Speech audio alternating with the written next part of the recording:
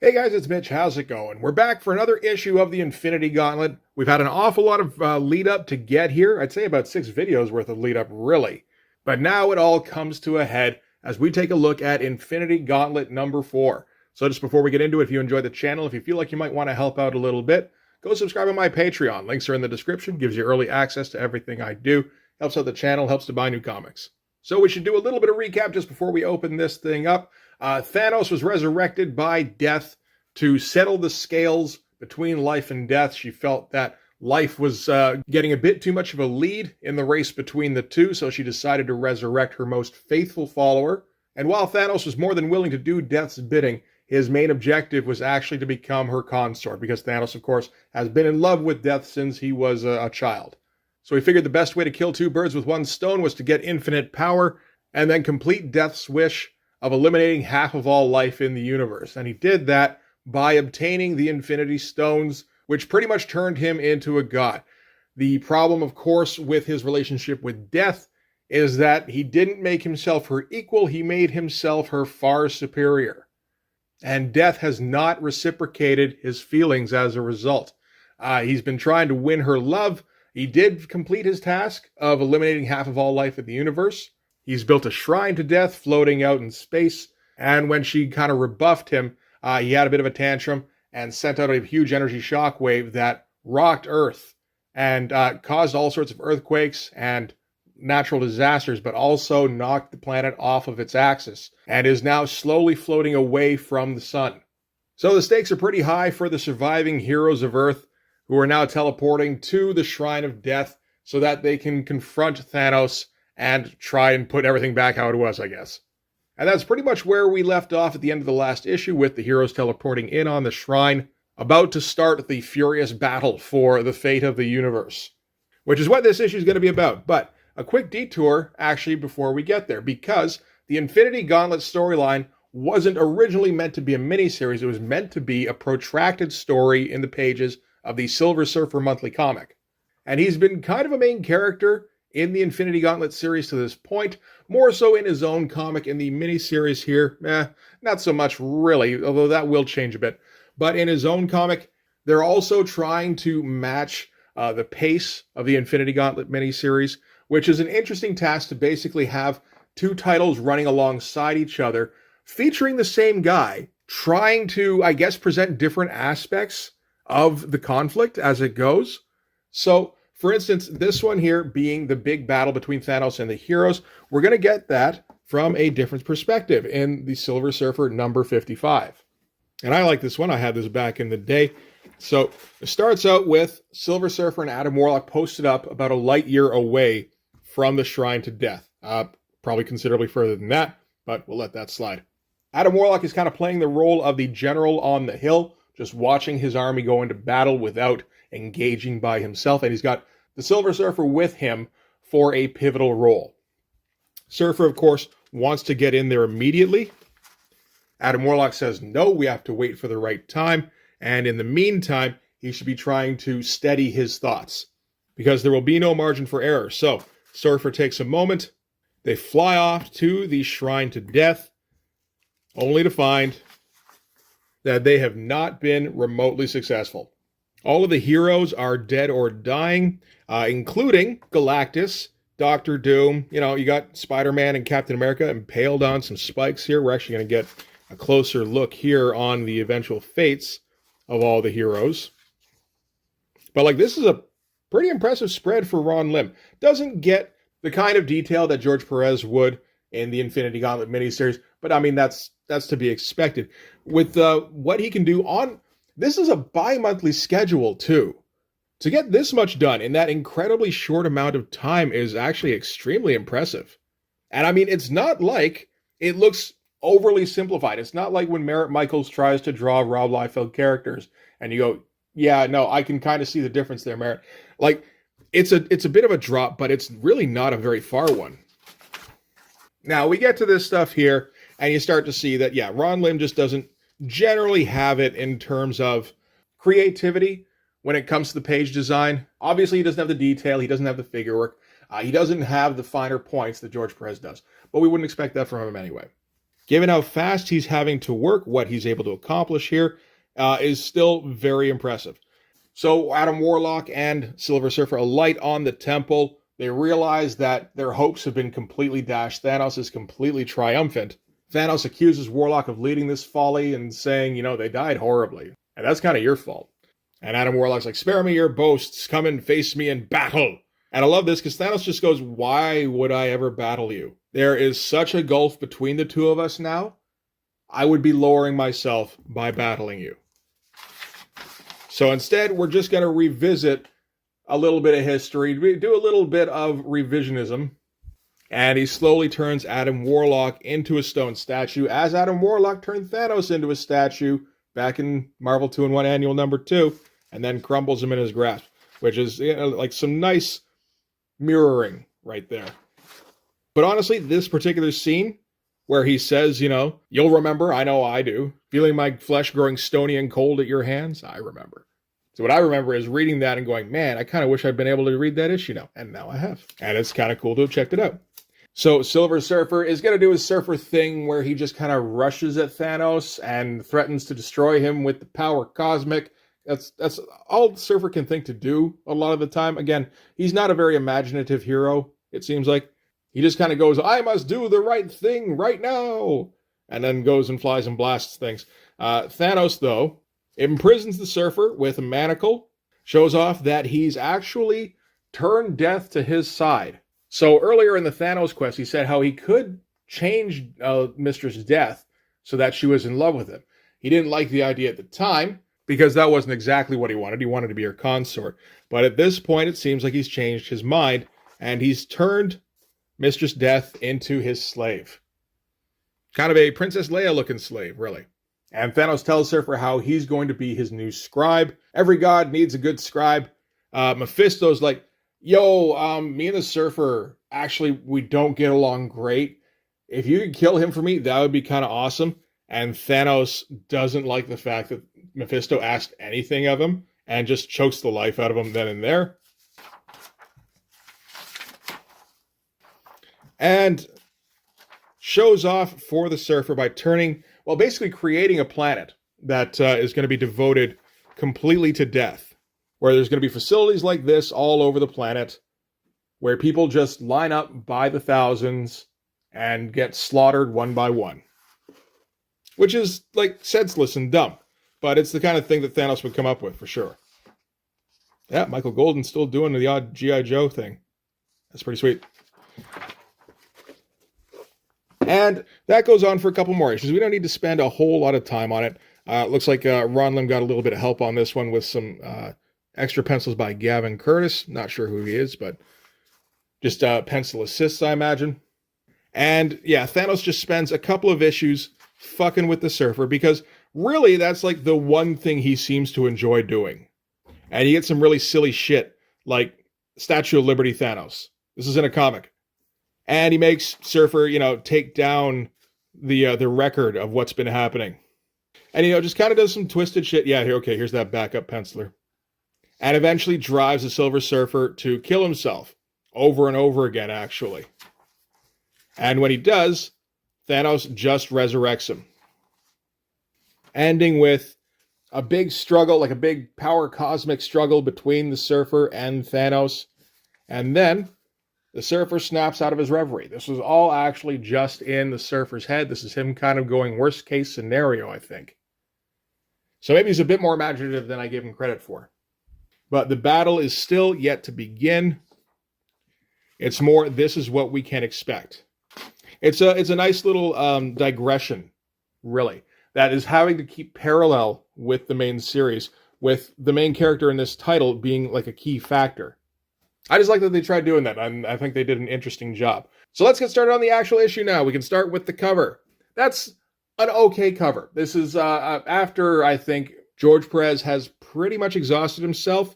I don't think he can go all out on a drawing anymore, not for the most part. That said, interestingly enough, because this was the cover to the last issue, with all the big wall of heroes coming at you. This is still, in a way, kind of more striking, because it's very clear what's going on, at least. This is, Thanos. He's, come and get me. It's extremely simple. So yeah, the least impressive of the Infinity Gauntlet covers, but again, maybe one of the more striking images from the covers.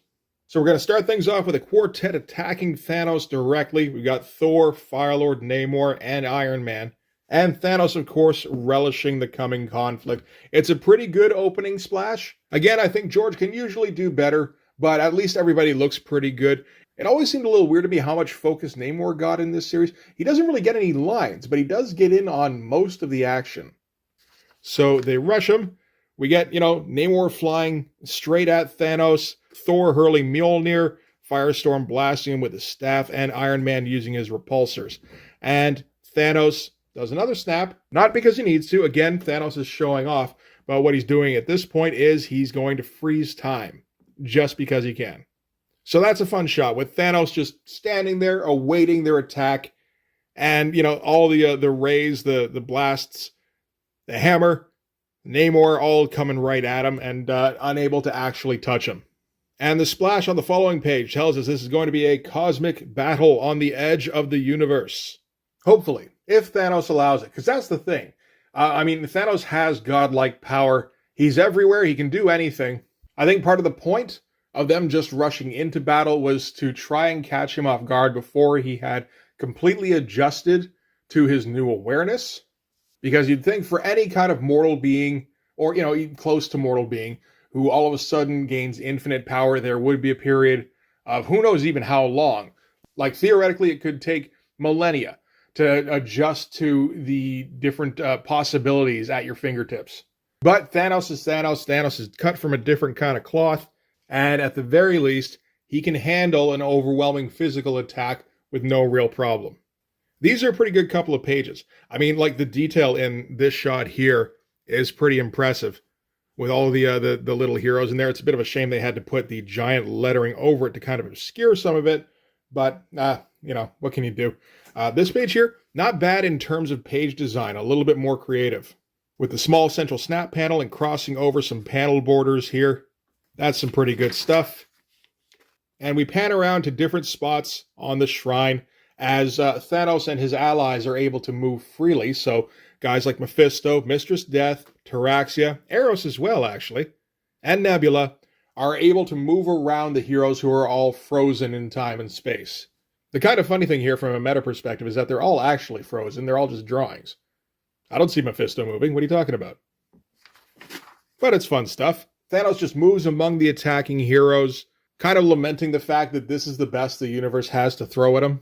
Just thinking, you know what, I could wipe all these guys out with a thought. I disappeared half of their buddies with very little effort. I could do the exact same to them now if I wanted to. And Mephisto points out that there's a couple of entities that are hovering around the perimeter of the battle that have not quite joined yet. And of course, he's referring to Adam Warlock and the Silver Surfer, who are just watching at this time. And Thanos is about to just summon them to the battle just because he figures, they should. He wants a big monumental battle where he crushes all of his enemies in one go. Might as well send in the reserves as well. And with that, Mephisto takes him aside for a second to give him a little bit of advice. And at this point, he points out that even for all of his incredible accomplishments, he's still been unable to win Mistress Death's heart. And what Mephisto is referring to is courage. All female hearts, even one as cold as Death's, are warmed by the sight of raw courage. Courage such as is exhibited in battle. But Thanos realizes that if he were to exhibit courage, it would have to be because there was a risk of defeat. Obviously, you're not being courageous if there is no chance that your opponents could possibly prevail. And Thanos thinks this is a great idea. He's still trying to figure out the combination on how to unlock Death's love. Becoming more powerful than her, wiping out half of all life in the universe, torturing Eros and Nebula endlessly, creating a shrine for her. None of these seem to have worked for some reason. But he's got to hit it sooner or later. It's only a matter of time. He wants it, so naturally, it's going to have to happen. So Thanos' plan here is to cut himself off from all sensory input from the time, space, reality, thought, and soul gems. So he would just really have access to the power gem, basically putting him in the same position that Champion was in when he took the power gem from him. And he figures that would give the heroes a 0.05% chance of victory. And Mephisto's like, well, that's better than nothing, I guess. And Thanos' brother Eros is watching nearby and going, did I just see what I thought I just saw? Did Mephisto just basically convince Thanos to make this fight winnable? Because Mephisto keeps making suggestions. None of them seem to be particularly good ones, really. And they do seem to keep kind of putting Thanos' reign in jeopardy without Thanos entirely realizing it. It's an interesting position that Jim Starlin has written for Mephisto. And like playing up to his ego, suggesting different ways that he can prove himself to death, which is the kind of thing that Thanos just thrives on. Like, it's sometimes a little clumsy and obvious, but that's okay because Thanos is so self-involved. So with that, Thanos initiates the attack again, only with the power of one gem at his command. Does the snap, starts up time again, and we're ready to get into it. And we start with all of the initial attacks by Iron Man, Firelord, Namor, and Thor hitting home, but not where Thanos is, because Thanos has been walking around this whole time while the heroes have been frozen. So some fun shit as just rocks get destroyed. Namor throws himself headlong into the floor. That's all some really fun shit. Thanos, of course, thinks this is hilarious. Thanos thinks anything is hilarious when he's winning a fight or fucking with somebody. But of course, Drax and the Hulk manage to sneak up on Thanos and deliver 2 wild haymakers, sending Thanos flying, and they just start pounding on him. That's some good shit. It doesn't last for very long as Thanos gets his bearings, sends Drax flying away from him. This is, of course, one of the problems in that even though the only gem he has is the power gem, that does still make him invincible, at least from a physical standpoint. But like, these are a fun couple of pages, which is good because they're actually going to be the last pages we get from George Perez in the Infinity Gauntlet series. He went out on a bit of a high note. Like, I love this stuff here, with just all the heroes' weapons smashing home and hitting nothing. This is a fun shot with Thanos getting sent flying. You know, you get some pretty good action going. And now we're going to go to Ron Lim. And Ron's going to do the best job he can. It's not going to be up to snuff with what George, like the precedent he's set. But I do think Ron is going to go all out in a way that he didn't quite in Silver Surfer Monthly and in the Thanos Quest, where he's trying to live up to what George has been doing before him. The Hulk keeps hammering Thanos, taking big swing after big swing, and after a big zoom in on the Hulk's eye, we see that Thanos has just shrunken him down. I guess that's something he can do with just the Power Stone? Or maybe he still has access to the abilities of the stones, just not the awareness they provide. That actually might be closer to the mark. Vision comes up behind Thanos and zaps him with his vision beam before phasing through the floor, which Thanos thinks is amazing, saying, I would never have expected such an avenue of attack, which I assume means that like Vision phased through the floor to sneak up behind him. That must be it. I still think that's not exactly impressive. It feels just more like Jim Starlin setting up later on, which he will later in this issue. And the heroes keep trying to just rush in and hammer Thanos. Meanwhile, Silver Surfer is extremely impatient about not being able to join the battle. He figures maybe his power cosmic could be able to turn the tide. But, you know, like for pages, these are okay. This one here, I don't know, there's not a whole lot going on, really. This one's all right, though. Ron Lim always drew a good Thanos. I have no problem with his version whatsoever. And like this close-up stuff here, I feel like this is a bit above and beyond for him. So that's all right. So Surfer asks why he can't at least be part of the plan. Adam Warlock tells him, I can't tell you what the plan is in case Thanos decided to look inside your mind and find out what we're going to do. And he says, well, you know what we're going to do, so what's preventing him from just looking in your mind? And Adam Warlock says, that won't happen. Thanos knows me. He's not going to risk that kind of distraction in the middle of a battle. So that's an interesting bit. And the battle, of course, is not going very well for the heroes. Namor and She-Hulk were trying to pound on him earlier, and he just kind of taps them at one point, and they get enveloped by this, I assume it's like a fungus or potentially chest hair. I'm not sure. It just kind of envelops them. Either way, it looks unpleasant. Thanos gets smashed by Mjolnir, and Dr. Doom swoops in to try and grab the Infinity Gauntlet, because of course he's going to. I believe some similar events happened in Secret Wars. And like, you know, these pages are what you can expect from Ron Lim. They're all right. Everybody's solidly drawn. There's no real lapses going on, but there's no abundance of detail, and there's no creativity with the page or panel design. You get a lot of head-on shots. No attempt to tilt the camera at all in a lot of cases. It's a bit of a shame, but the fight itself is involving enough. I don't think it matters too much. Shots like this are always fun. Ron Lim does know what to do with action shots. So of course, Doom goes to grab the gauntlet, but Thanos is ready, and gigantic energy surge throws Doom away from him, just bounces along the shrine here. That's all right. And we do get the shot of him all smoking and in ragged clothes. Again, I think like Secret Wars. Thor throws his hammer again because we're going to get a lot of repeated attacks. This time Thanos learns and teleports the hammer away from him, which of course is a problem for Thor because without Mjolnir, he'll transform back into his human form in 60 seconds. That's Eric Masterson in this case, apparently. So he has to just try to hammer at Thanos and try and subdue him while he's still got power within him. Of course, it only lasts for so long. He gets tossed aside. Firelord swoops in for another blast. This is a nice shot here, where we're overlapping the panel a little bit. We're kind of opening it up. Anyway, he gets a little too close, gets swatted by Thanos. You get the feeling he's actually dead here. Wolverine comes leaping over the edge here and stabs him with his claws. So living up to the promise he made to Adam Warlock back at Avengers HQ. But, of course, it doesn't actually kill Thanos. And if it doesn't kill Thanos right away, then he can heal himself immediately. And he also turns Wolverine's bones into spongy rubber.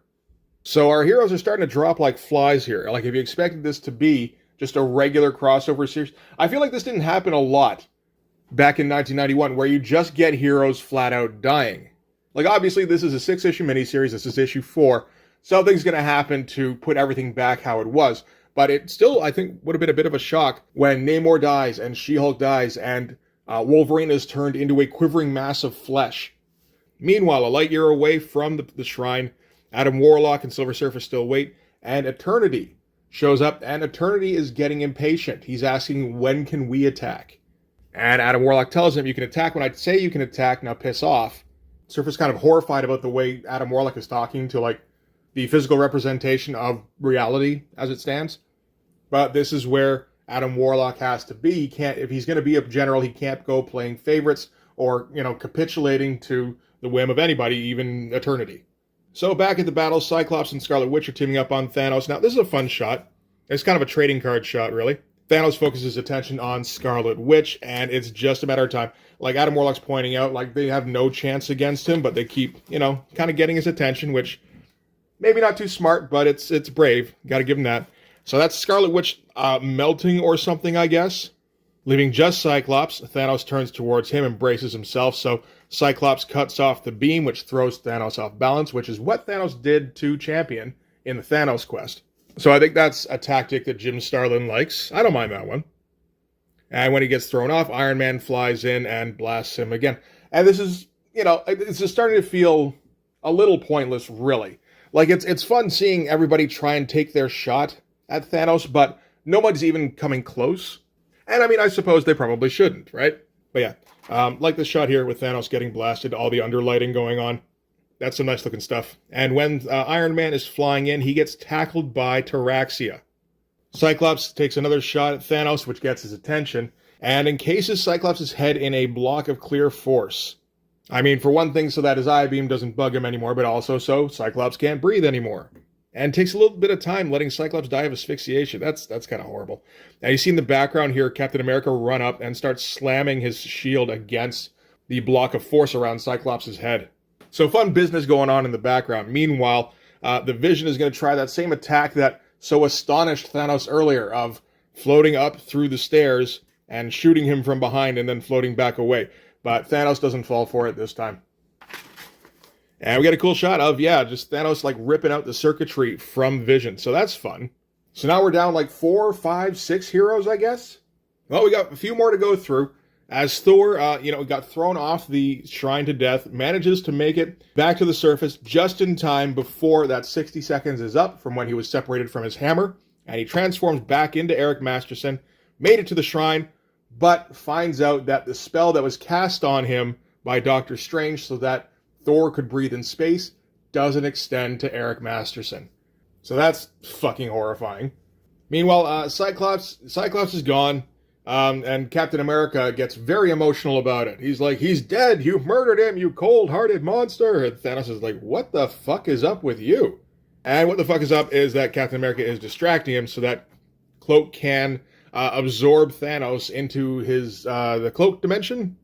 That's a fun drawing there, actually, with Thanos falling inside of Cloak. It's kind of an illusion. And he's able to hold him for just like a second before Cloak essentially explodes. Not the best explosion, but he's having to go pretty fast. He's got to be drawing this as well as the Silver Surfer comic, right? Like, what the fuck is going on with Ron Lim here? Like, he's not fully drawing the Surfer comic twice a month. He's getting some help. But that's still like almost 3 comics that he's drawn this month. And I mean, it's not like once the Infinity Gauntlet is over, they just go, okay, Ron, go sleep for 6 months. Because, I mean, he's still got to draw the Silver Surfer after that. So Thanos stands in the remains of the tatters of Cloak. Like, just little bits of fabric flying around here. And the heroes that are left try and get a hold of him. But it's becoming apparent now that this is a lost cause. In the background, we've got Taraxia wrestling with Iron Man. And then you get just a brief shot here of Iron Man's head bouncing away. And in the meantime, Thanos thinks all of this, again, is hilarious. And, you know, it's a good shot of Thanos. Like I said, Ron Lim always draws a good Thanos. And up top at the thrones, Death and Mephisto and Eros and Nebula are just kind of waiting for the inevitable to play out now. You get the feeling there might have been a moment at the beginning of the book when, like, victory was possible, but we're well past that. So back at the main level of the shrine here, Mjolnir, which got teleported away by Thanos, comes flying back through space and lands on the shrine. You get the impression that Nebula had something to do with it, potentially, or maybe Jim Starlin's just focusing on her for a second to remind us that she exists. I'm not for sure. But with Mjolnir landing on the shrine, Eric Masterson has a few seconds of oxygen left, and he's able to dive for the hammer and turn into Thor once more and breathe once more. So hey, good deal all around.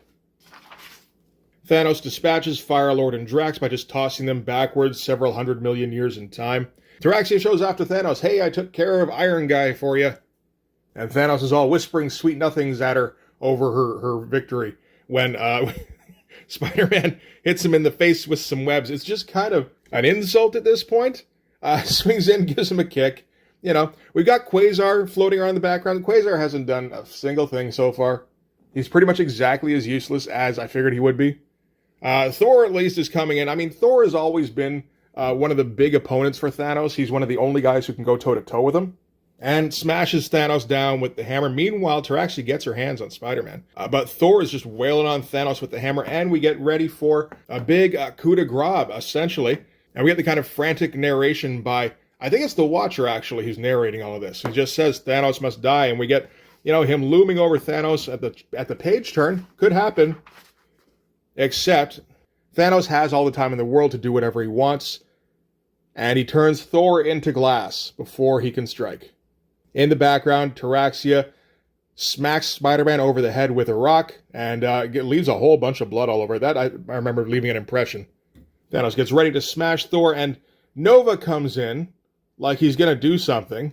And Thanos turns him into a bunch of toy blocks. He's having fun with wordplay. Rears up, and big ol' smash, and that's Thor out of the picture. So then Quasar finally decides to do something. The impression you get is that Quasar is the big gun. Because he has the quantum bands, he's essentially the next guy down from Captain Marvel. This is going to be the real fight. Except that with the power that Thanos now wields, he's able to just blow up the quantum bands around Quasar's wrists, which severs his hands. And there's a bit here where he goes, not again. I didn't know what that meant. Apparently, at this point, Quasar, in his own title, does get his hands cut off at one point. I guess somebody's trying to get his quantum bands, which is fucked up. And Thanos puts him out of his misery with a big old eye laser. And that's pretty much it, really, for our heroes. Except for one left, Captain America, of course. And I mean, Captain America obviously can't do shit, but, you know, he's the last man standing. Maybe he can come up with something.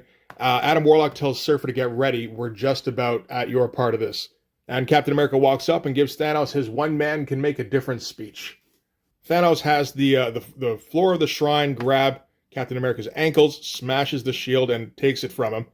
This is a bit more of a fun page, at least. He's trying to do something a little bit different with the panels. Like, it's not a huge thing, but even small things with Ron Lim, you kind of got to point them out because they don't happen very often. Usually he does very rigid panel structures where it's like right flush to the edges of the page. Like I said, nothing too exciting in terms of the angles usually. Like, this should be done from a whole completely different angle. But this is the moment where Captain America's trapped. Thanos has him at his mercy. So Warlock goes now and Silver Surfer takes off at top speed. This is some fun shit. Because part of Surfer's deal is that he can travel at light speed or greater, I suppose. I'm not sure what it would be at this point in the Marvel Universe. But yeah, he just becomes like a streak heading straight for the shrine. I guess it would have to be greater than light speed because he said they were a light year away from the shrine. So unless he wanted to take off and get there a year later, yeah, it'd have to be a bit faster. Zooms in on the shrine. Thanos descends on Captain America. Captain America, of course, holds his ground. We get closer and closer. And at the last second, Thanos notices a sparkle off in the distance and is able to duck out of the way just in time before the Surfer is able to grab the gauntlet from his hand. So that was the big plan for the moment anyway. Captain America tries to, distract him or something, just take a swing at him, and I think he just snaps his neck here. And Thanos realizes that actually came really close to taking the gauntlet for him, and he almost let it happen. So he wills himself back to full power and clears the shrine of the remnants of the attackers. So they're still dead, they're just disappeared now. So back to Adam Warlock to finish things up. His first gambit didn't work, which was more of a subtle approach. He's going to have to go less subtle now. And he says to Eternity, it's your turn. And all the cosmic beings array themselves to do battle with Thanos in issue 5. And this, as far as the spread goes, not too bad. The angle of the shrine helps a lot. Where he put it on a Dutch, if he had made this flat, like there's a good chance he wanted to, this would have been pretty fucking boring. But by putting it on an angle, that does make it quite a bit more impressive. Doesn't always take much. But yeah, the next issue, we're going to get Thanos versus the cosmic beings. But this is going to do it for Infinity Gauntlet number 4. So it's a heavy-duty issue. It's a shame we didn't get George Perez drawing most of this one. That would have been really nice. But at this point, really, the ideas, the action that's going on, they're kind of enough to carry you along. I think we really did need George Perez for all the setup stuff. All the background detail, all the cool mosaic stuff he was doing. Otherwise, I think some of those moments, from what I understand, George believed that Jim Starlin wanted Ron Lim for this project the whole time. I think if Ron Lim was drawing all the stuff George was at the beginning of the series, it's kind of forgettable. It's 3 issues of slow build with the occasional bit of action here and there, but for the most part, you're going to have Ron Lim drawing a bunch of guys standing around, probably at a flat angle, showing either a profile or 3/4 view, or maybe full face, and just kind of chatting things out, whereas George Perez was doing it from all over the fucking shop. So I think that's all right. And like I said, like Ron Lim can handle the action stuff. That's no problem. It's just, it's not as great as it could have been, but it's not bad. And next issue, we get into the cosmic beings, and he does better with cosmic action than he does with just like punch-up stuff anyway. But yeah, that's going to do it for Infinity Gauntlet number 4. That's a hell of an issue. That's what everything was building up to. I mean, like I said, you spend 3 issues just kind of like slowly planning and building up to a point where a confrontation is a big deal as opposed to just rushing off to go and face the threat. He's done this before, too. In the old school Thanos issues we checked out, so Avengers Annual number 7 and Marvel 2-in-1 Annual number 2, there is a long build-up before a confrontation eventually happens. This is something Jim Starlin likes to do. And another thing we've seen is that Jim Starlin can do a big old brawl with a whole bunch of superheroes. So for anybody who is getting a little bit impatient with all of the planning and strategizing leading up to the brawl, I think the brawl paid it off. You got exactly what you would have wanted from it. It's 48 pages of Thanos kicking the living shit out of all the superheroes in the Marvel Universe. And better yet, the brawl itself didn't solve anything. We're going to have to ratchet things up a notch for the next issue. So that'll be exciting to get to. But for this one anyway, that's going to do it. Thanks very much for watching. If you like this video, please hit like, hit subscribe, hit the notifications so you know when the next one's coming out. Go over and subscribe on my Patreon. It gives you early access to everything I do, from the Blood Force stuff to the YouTube videos before they get uploaded to YouTube. as well as some Patreon exclusive content. You can also follow me on Instagram and DM me there for commissions, and you can join the Blood Force Discord server. But yeah, that's going to do it. Thanks again for watching, guys. I'll see you in the next one. Bye-bye.